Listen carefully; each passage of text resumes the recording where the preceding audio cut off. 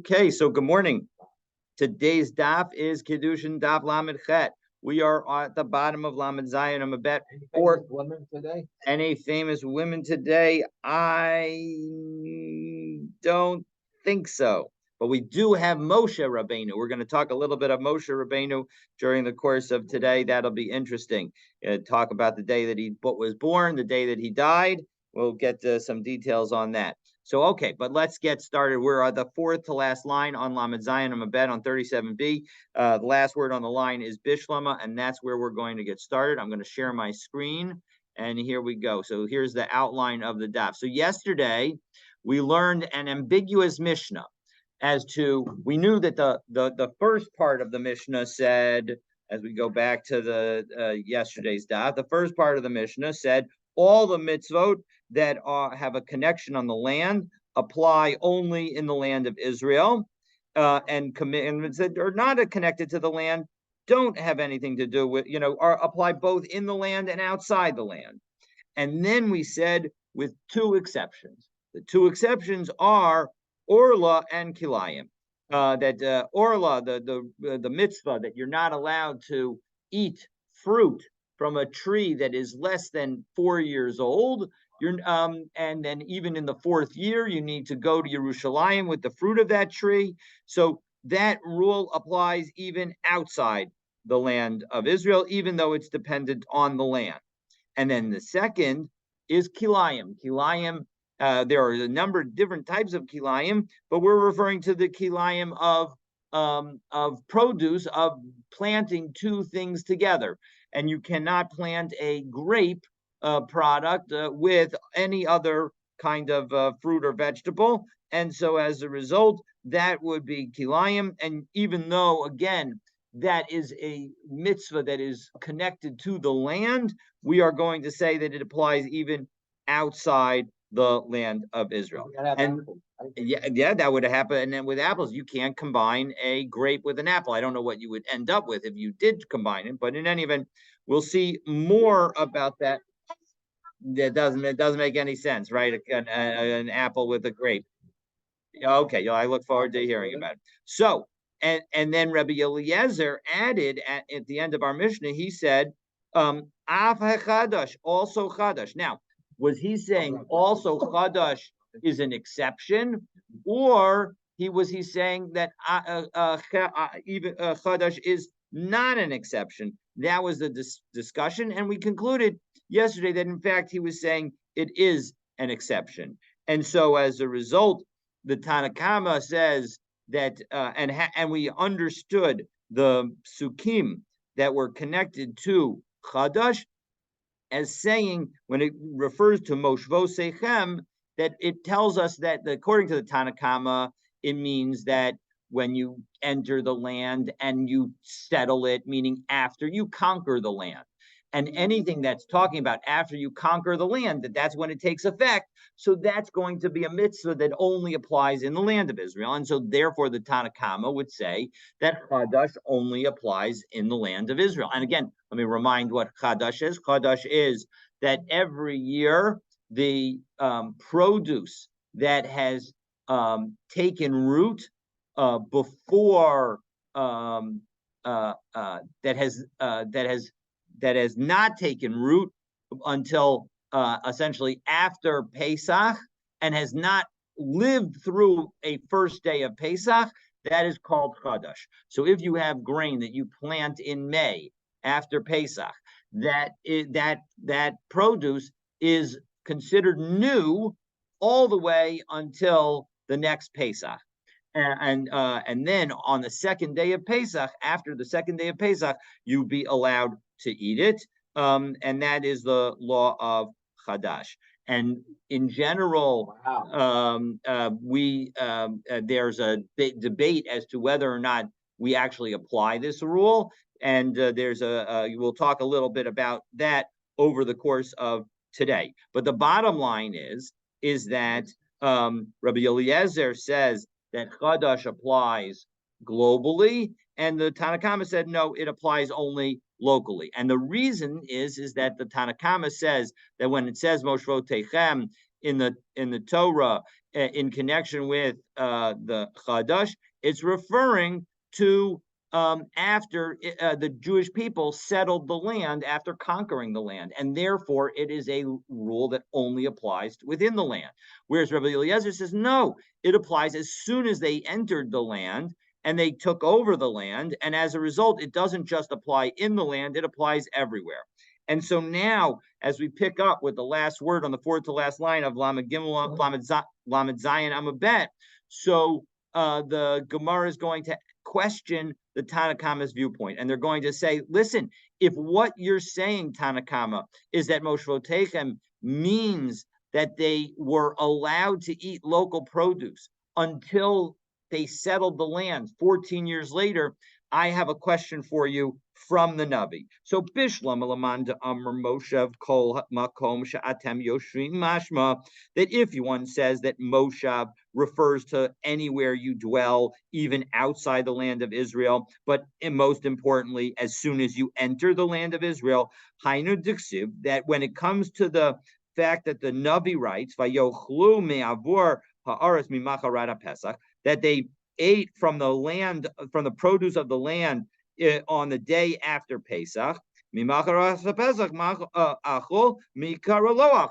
were able to eat from the day after Pesach because that was when the produce became permitted and Chadash stopped being applicable. But before that, they were not allowed to eat. So Alma, so we see as we turn to Lamed Chet Amud Aleph, Akrov Omed Vahadar Achol.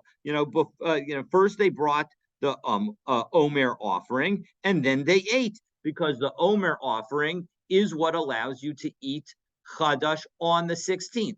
The halacha is that if you bring the Omer offering, then the Chadash is permitted immediately. And if you don't bring the Omer offering, then at the end of the 16th day. And so as a result, today, when we can't bring the Omer offering, that is when Chadash becomes permitted, or that it returns from Chadash to Yashan. So when you see a sign at a kosher store, kosher restaurant, that we serve Yashan, that's what this is referring to, that they make Yashan is old. It means that it's special, older flour from last year that is it's good. It's still it makes it better. So the point is that Yashan flour is flour that has where the growing grain had already been planted and taken root prior to the first day of Pesach. And so as a result, because it took that root at that time, so as a result, now it becomes permitted after the second day of Pesach. Charlie. So I have a question about the position that the Chadash prohibition took effect immediately. They wouldn't have been able to eat matzah on the 15th. So we are going to indirectly address what did they eat on the 15th, at least according to some opinions. But according to essentially all opinions. So we'll see. We'll see. We will cover that in a moment. To ruin the surprise, I will note that the man, even though it ordinarily spoiled the next day, we're going to learn that the man that fell on the day that Moshe died enabled them did not spoil, and they were able to effectively continue to eat that man for an additional 40 days. And there's since I'm mentioning that, we'll talk about a cute Meshech Chachma on that I heard from Rabbi Rosner in his shir. So so let's take a look. So again, everything works according to this understanding. If we say, like Rabbi Eliezer, that Chadash applied immediately, everything makes sense, other than Charlie's question of what did they eat for the first night of Pesach. But everything makes sense, because when did they start eating local produce? They started eating local produce only after at the second day of Pesach, or on the second day of Pesach, because they brought the carbon omer. But according to Elalamanda Amar La'achar Yerusha v'Yeshiva, if you're going to tell me that Moshe means that it's got to be after they settle, and it's only going to be in the land of Israel, and it's not going to happen until 14 years later, nechol alter, why couldn't they eat the local grain immediately? So the answer is lo havatzriche. They didn't need it, is the answer. They could have eaten it, but they didn't need it. So diksiv uvnei Yisrael achlu es haman arba'im shana ad boam el eretz no Shabbos. Now, of course, one can ask the question. There was a mitzvah to eat matzah, and is matzah made from the man considered matzah? And presumably it isn't. So that's a good question. That how did they fulfill the mitzvah of matzah? Now, it could be that they brought grain, had additional grain with them from outside the land, but it also could be that they didn't really observe Pesach until essentially the following year. But in any event, the bottom line is that as Haman achlu ad boam el ketzei eretz Canaan, and they ate the man until they got to the border of the land of Canaan. So we're going to now analyze, because it says efshar lomar ad boam el eretz no Shabbos. First, it says until they came into the land and inhabited it, to inhabiting the land. That suggests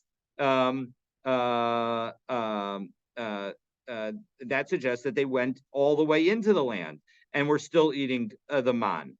Shekvar nemar el ketzei eretz Canaan, because they were already at the border.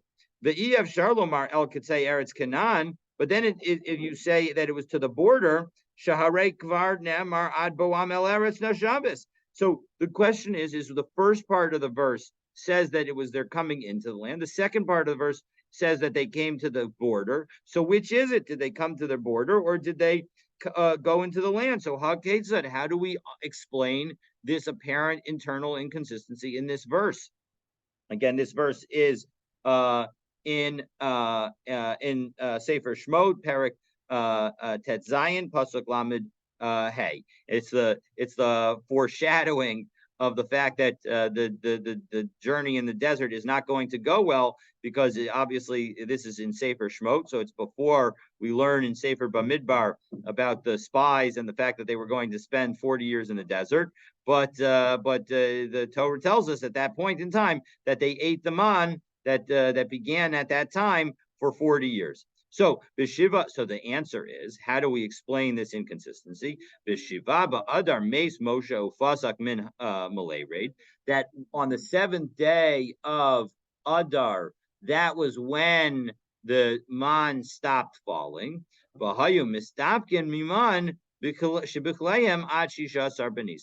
they were able to continue to live on the man until the 16th of Nisan.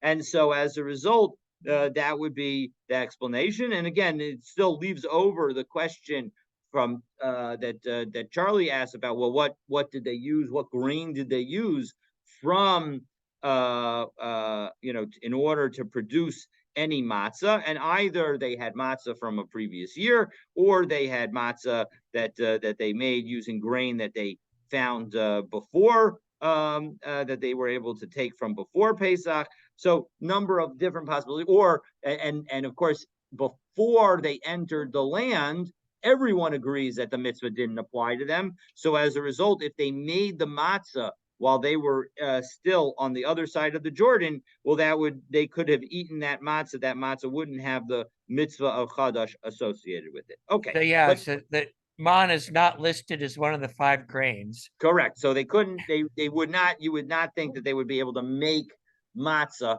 from man. They, of course, the famous saying with respect to the man is that it tasted like whatever you wanted it to taste like. We'll see that may not, that this Gemara may not have been suggested. Maybe that wasn't the case. But in any event, this suggests that maybe the Ashkenazi hard matzah might be more ancient than we realize, because soft matzah will not last 8 days. Correct. So that's an excellent point. Although it wouldn't have needed to last 8 days, the trip from the other side of the Yarden was essentially, they had 3 days ahead of time in order to prepare for the trip.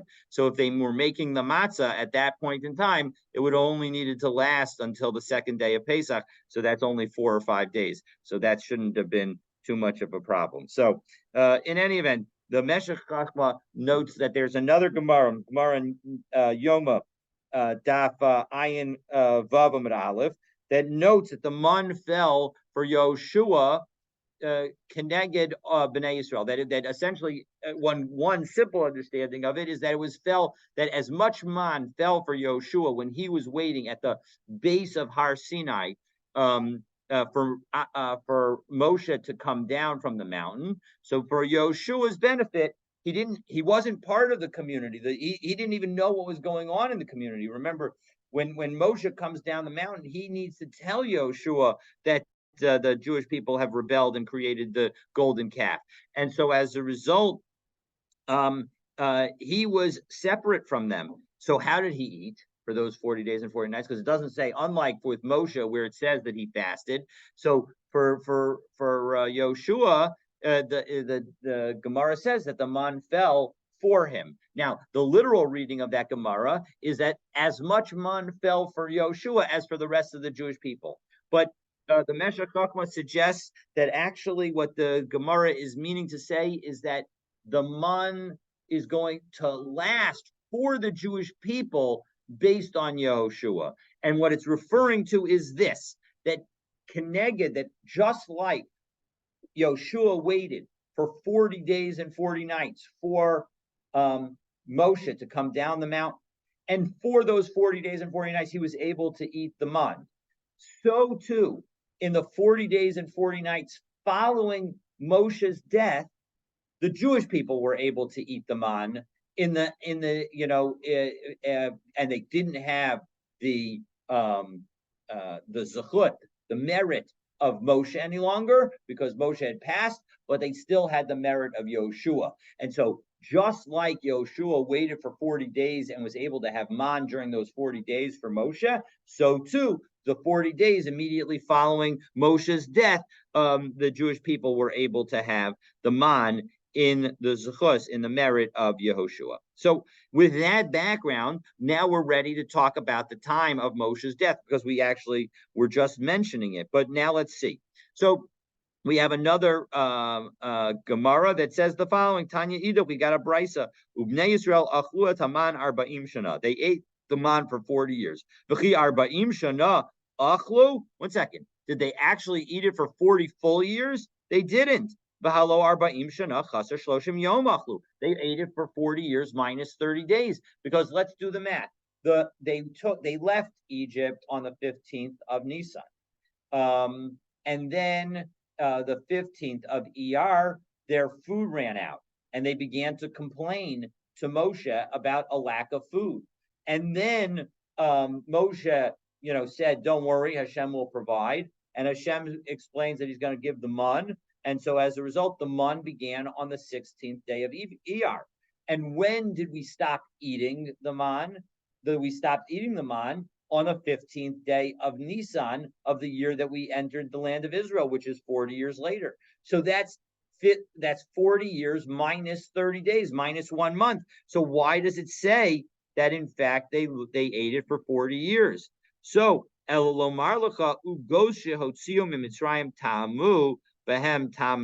that in fact the flavor of the matzah that they took out, the bread that they baked as a result on their way out of Egypt, that bread had the flavor of the man. And I want to offer an allegorical reading to this, that essentially, right, the flavor of that man is the flavor of freedom. The taste that we have, the smell, our smell is one of our strongest memory senses. And so as a result, indeed in law school, they always joke that the fact that you're allowed to use anything in order to create a recollection, in order to help a witness remember something. So they always joke about using some food that would help the witness remember back to the time of whenever it is that you're trying to have him or her remember. So in any event, the point is that the matzah that we took out had a special feeling associated with it. And so what Hashem did is enable that feeling, that sense of freedom, that must have existed during those first 30 days when we didn't have to worry about food, when we didn't have to worry about the being enslaved to the Egyptians, when we were able to sort of act on our own and be controlling of our own destiny. So in those 30 days, there was a certain smell in the camp.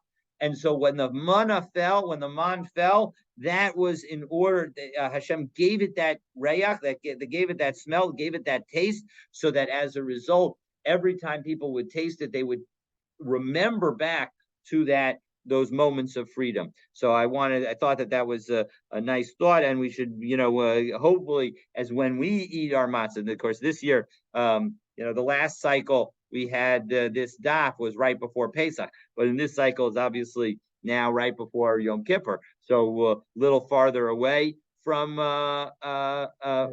Pesach. But bottom line is that we can hopefully use this as a reminder, even at other times, that we should remember back. Hashem is highlighting that the good things that Hashem has done for us. We should try to recall them on a regular basis. So okay, so we've talked about the death of Moshe. We've talked about the 40 years of the man, and now we're going to note the fact that Moshe was born and died on the same day. So Tanya Idach, V'shiva ba'adar meis Moshe, v'shiva ba'adar nolad. He was died on the 7th, and he was born on the 7th. So Minayan, how do I know Shabashivas Adar meis that he died on the 7th? Well, we'll do some math.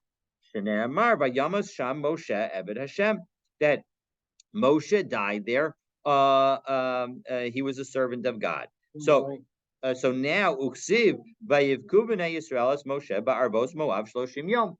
So then they mourned for him for 30 days. So we don't know anything yet. We just know that it's 30 days later, and they stopped mourning for him.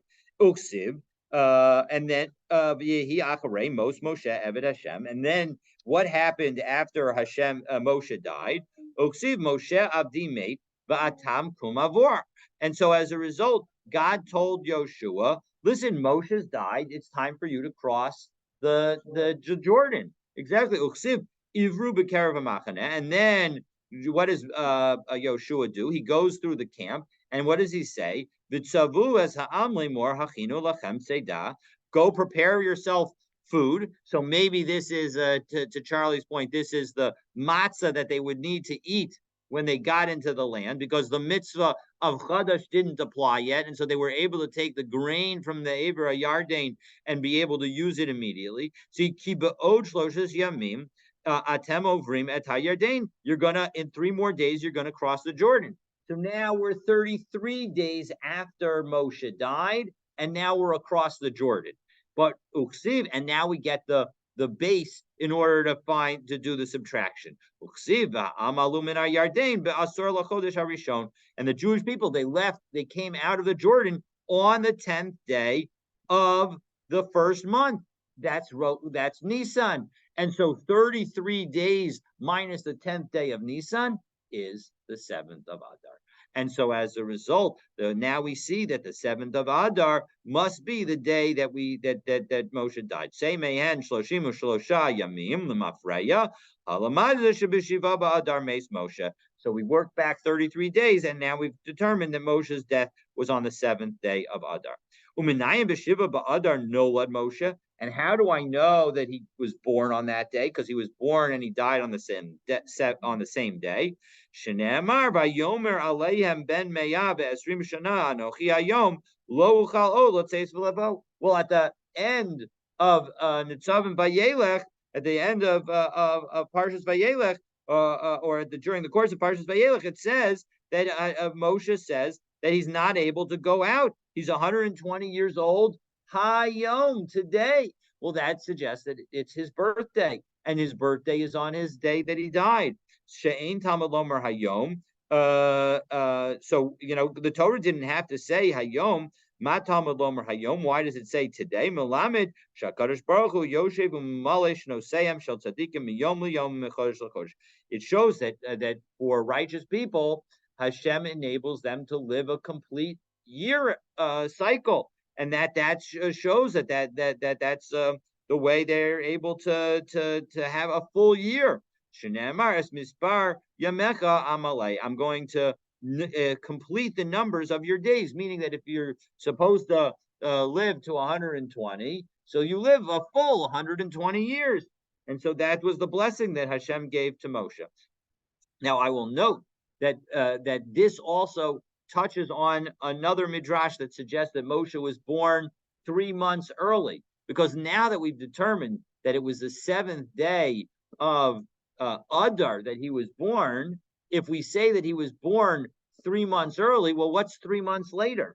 Well, Adar, then Nisan, then Iyar, then Sivan. Well, what happens on the seventh day of Sivan? The seventh day of Sivan is the day that the Aseret HaDibros were given to the Jewish people, according to at least one opinion in the Gemara. And so as a result, we see that, in fact, Moshe was actually supposed to be born on the holiday of Shavuot. And so, in further interesting comparison, and it highlights how, Shavuot is the only holiday that we have that sort of, I guess Yom Kippur is also not on the 1st or the 15th, but it's one of the the holidays that are not on the 1st or the 15th,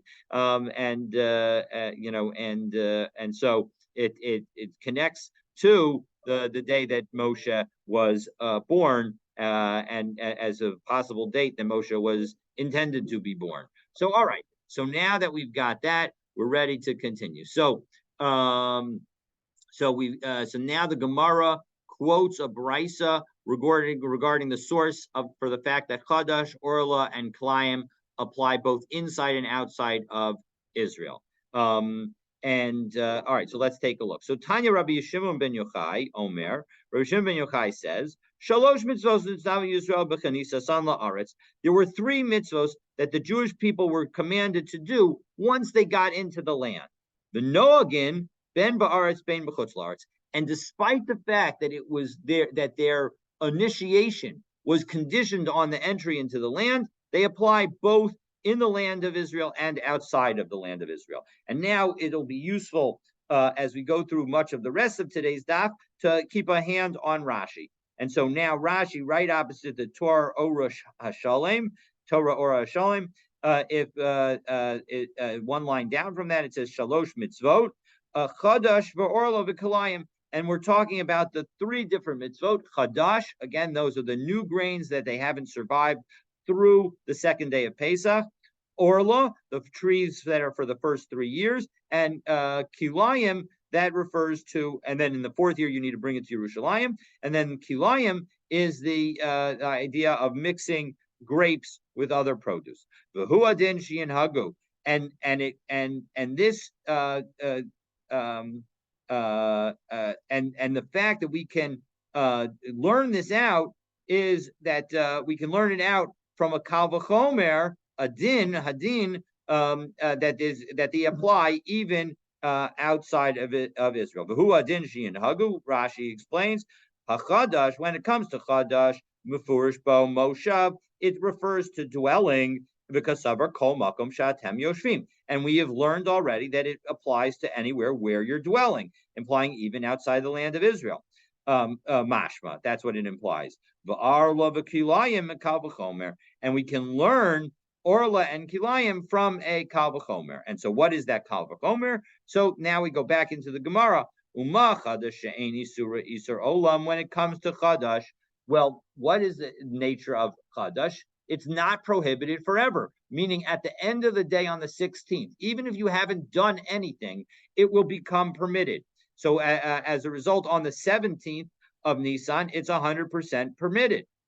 The Eini Surah Isur Hana, and not only that, the prohibition of Chadash is only about eating. It's not about benefiting. You're allowed to benefit from Chadash. The Yesh Heter the Isura. And moreover, you can it is possible to cause a permission of the chadash that is prohibited. And what does that mean? The yesh heter leisuro Rashi, 3 Rashis down from where we were. Ubiyom shishasar atzmo, even on the 16th day itself, when it is ordinarily prohibited. Isuro, when it's prohibited.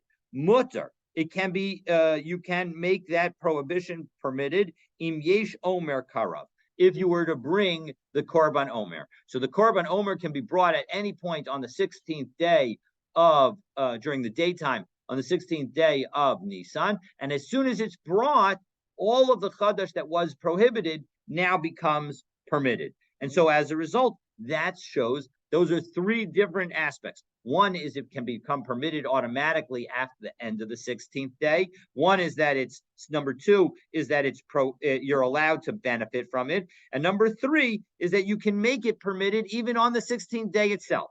Okay, so no ben ba'aretz ben b'chutz la'aretz, and so and yet there's a stringency associated with chadash because it applies in the land and outside the land. So kilayim she'isuran iser olam ve'isuran iser hana ve'ein heter le'isuran. So when it comes to kilayim, which has all three negatives, it is a permanent prohibition, meaning if you do kilayim and it's prohibited, you can never eat the produce. If you do kilayim, it is not only prohibited to eat, it's prohibited to benefit from him. And once it's prohibited, it's never allowed. So eino din she'inagu ben ba'aretz ben b'chutz la'aretz. So shouldn't it certainly apply both in the land and outside the land?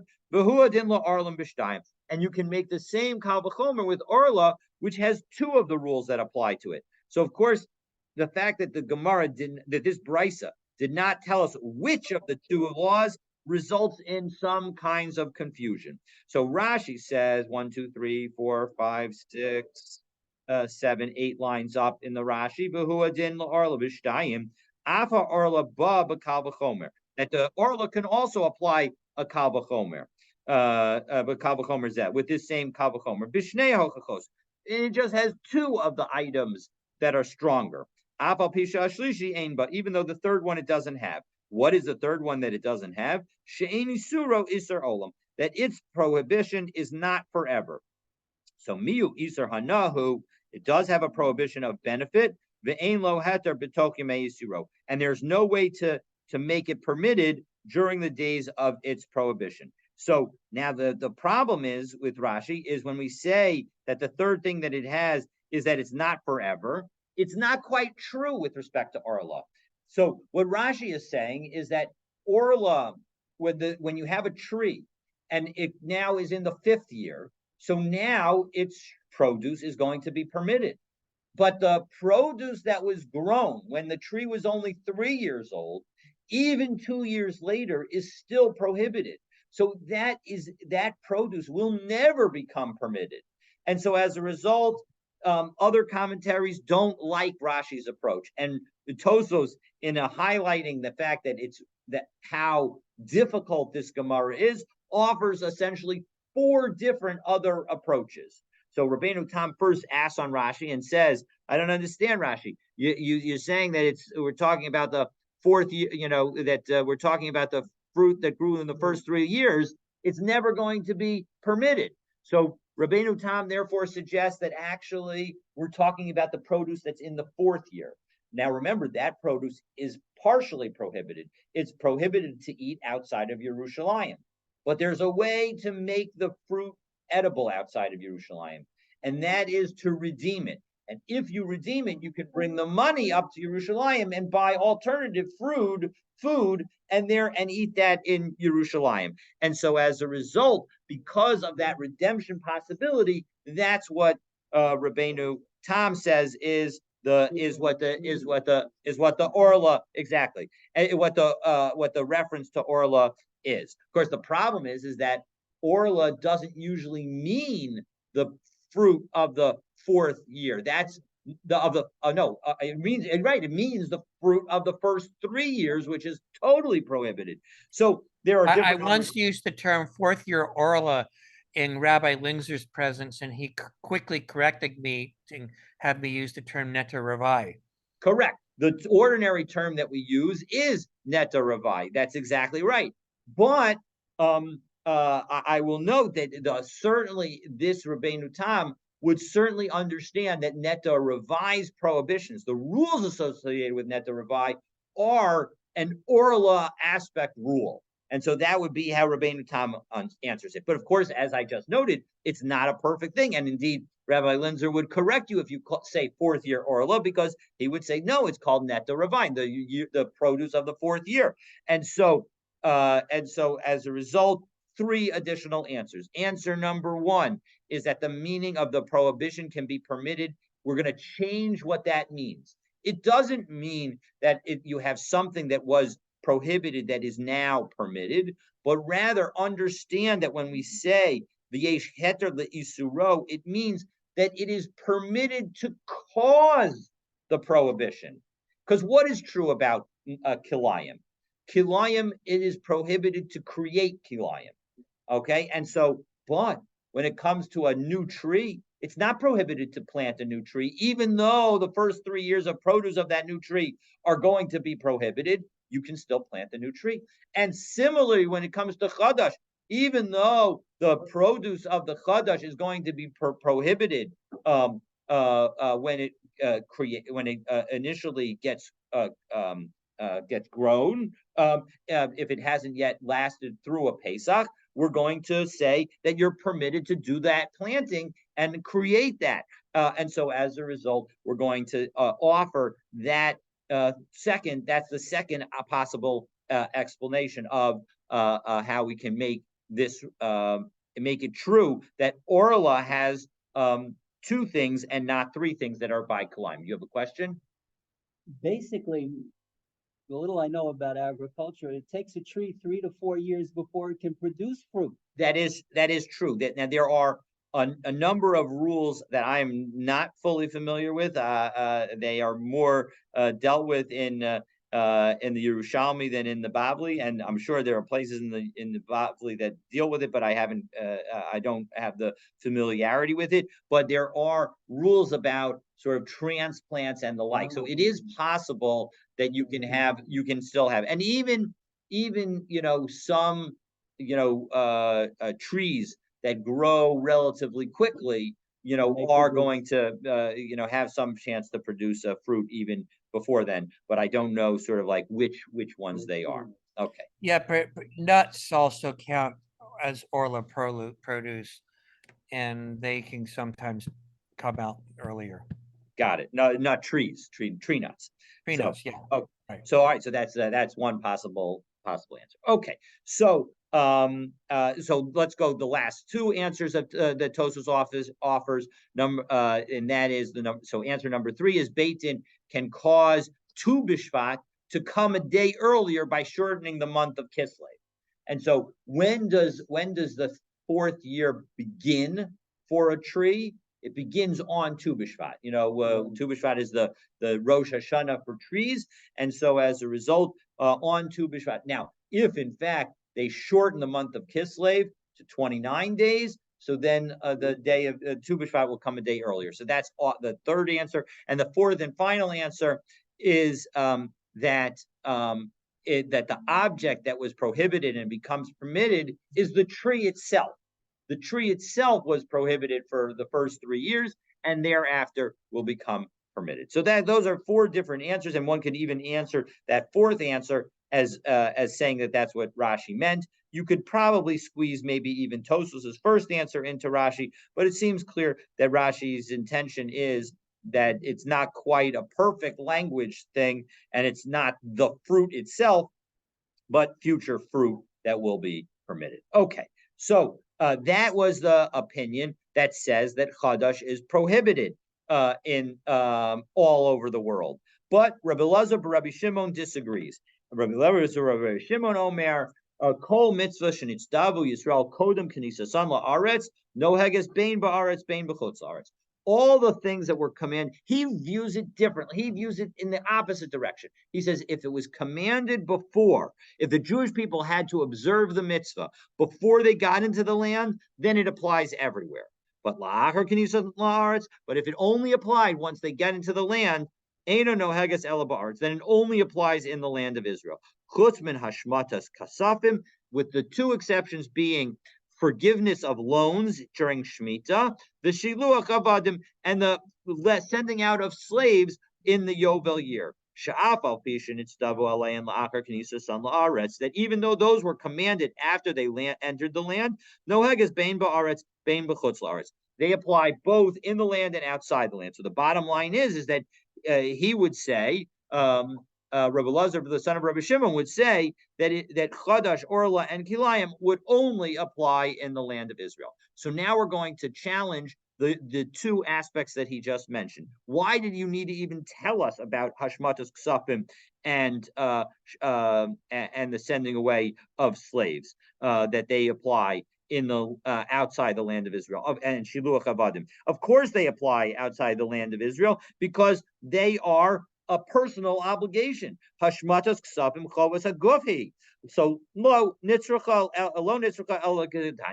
we did need to teach this because of the following rule. The Tanya, meaning, shouldn't that rule of Hashmatas Ksafim have applied already, even outside the land of Israel? So no, it did not, because we have a statement of Rebbe that says the following: V'zed dvar hashmita shamot, that this is the rule of the Shemitah that we relinquish. So now, why this double language? It's telling us that there are two kinds of relinquishing. There's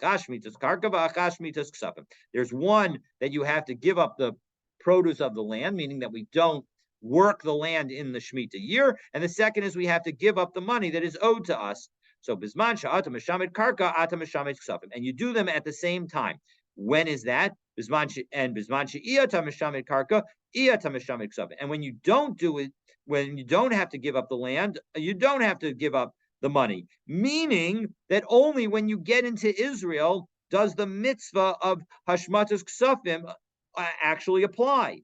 So as a result, that shows that if we did if we didn't have the statement of Rabbi Lazar, Rabbi Shimon, then we would have thought that in fact Hashmatas Ksafim would only apply in the land and not apply anywhere else, because it only started to apply when the Jewish people got to the land of Israel.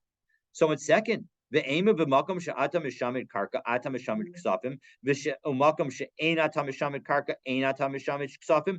You just told me, Rebbe, that the mitzvah begins at the same time. Well, once you're connecting these two mitzvot, the mitzvah of letting the land be fallow and releasing the loans, why don't you attach them completely and say that only in the location, only in the land of Israel do we say it, and not outside the land? Because after all, only in the land of Israel do we have the halacha of Shemitah. So Talmud Omer ki kra Shemitah lashem. Well, the Torah also says at the end of that same pasuk that you're going to proclaim a relinquishment for Hashem. And that implies mikol makom, no matter what, even when you're not in the land. And so there must be some kind of Shemitah that applies even outside the land of Israel, and that is Hashmatas Ksafim. And so as a result, one needs to forgive loans. And this is the basis that we have the halacha of pruzbul, that we set up ahead of time and allow effectively the court to collect for us any debts that are due from before Shemitah, so that we can collect them still even after Shemitah.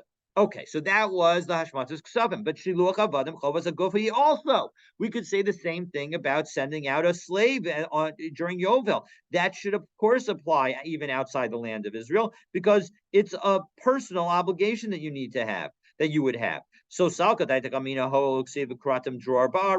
well, what does it say in the Torah? It says that you're going to call out a moment of liberty. This is, of course, the land, our Liberty Bell. This is the pasuk that is on the Liberty Bell. Ukratim dror ba'aretz. Ba'aretz in, b'chutz la'aretz lo. Shouldn't the implication be only in the land of Israel and not outside the land of Israel? Because although on the Liberty Bell, the proclaimed liberty in the land obviously is intended to refer to the United States, but the pasuk itself was about the land of Israel. So Talmud Lomer Yovel it's going to be a Yovel, implying mikol makom, that no matter what, whenever the Yovel will occur, it will take place. In Cain, Mal Talmud Lomer ba'aretz. Why then reference in the land in the first place? So Bisman Shahadror noheg ba'aretz, noheg b'chutz la'aretz. Well, when freedom rings in the land, well, then it will ring throughout all of outside the land of Israel as well.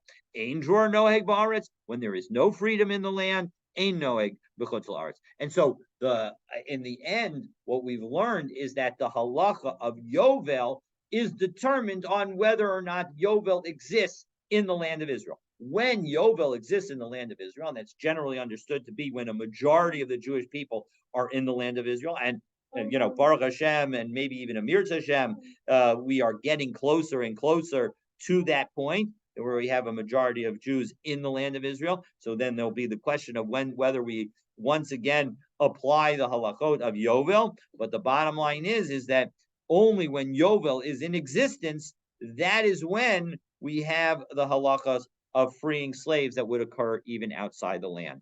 So we are in the middle of discussing Chadash, Orla, and Kilayim. If you are enjoying this discussion of Chadash, Orla, and Kilayim, please stay tuned for tomorrow's daf as we will continue that discussion then. And I think what I'll do is I will touch on how we deal with Chadash today during the beginning of, God willing, tomorrow's class. So I wish everyone a wonderful day. Oh, wonderful. I'm so glad to hear that and look forward to continuing our learning. Yashar. Thank you, Yashikoyach. Be well. Celebration for the 15th year of. Hey, this Saturday.